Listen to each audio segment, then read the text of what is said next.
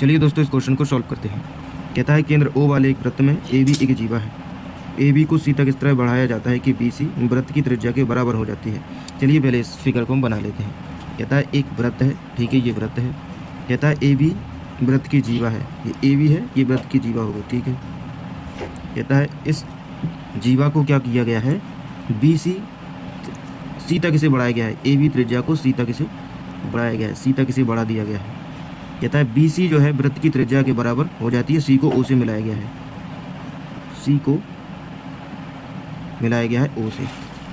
फिर कहता है D पर वृत्त से मिलाने के लिए इसे आगे बढ़ाया गया है, इसे आगे बढ़ा दिया गया है और ये वृत्त से मिल गई, ठीक है।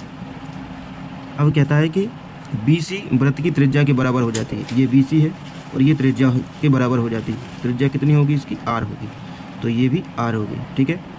तो हमें दिया गया है कि ACD 32 है, ACD ये क्या है, ये 32 है, तो ये भी 32 होगा, है कि नहीं।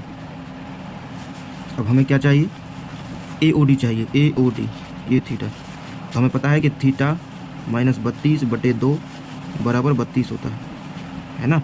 जब दो जीवाएं जो हैं, ये जो जीवाएं हैं बाहर प्रतिच्छेद कर रही हैं, तो इन दोनों में क्या रिलेशन होता है, थीटा -32/2 बराबर 32, यानी इसके बराबर हो जाता है। तो थीटा -32 बराबर 64, 96। एक तरीका तो ये हो गया। एक तरीका ये है कि ये 32 है, ये 32 है, तो बाहरी कोण कितना होगा, तो ये 64 हो जाएगा और ये भी 64 हो जाएगा, ये 64, ये 64, तो ये कोण कितना हो जाएगा, 4 4 8 6 128, तो ये हो गए 52, ठीक।